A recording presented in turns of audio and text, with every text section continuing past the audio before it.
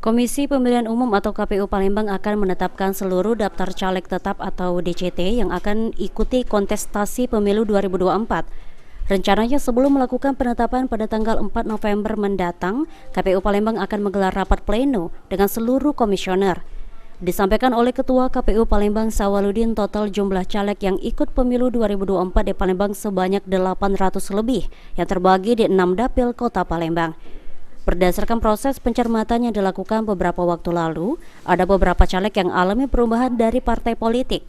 Cermatan terakhir ya, karena di tanggal 3 itu kami penetapan pleno dan tanggal 4 kita akan umumkan. Berapa Pak calon?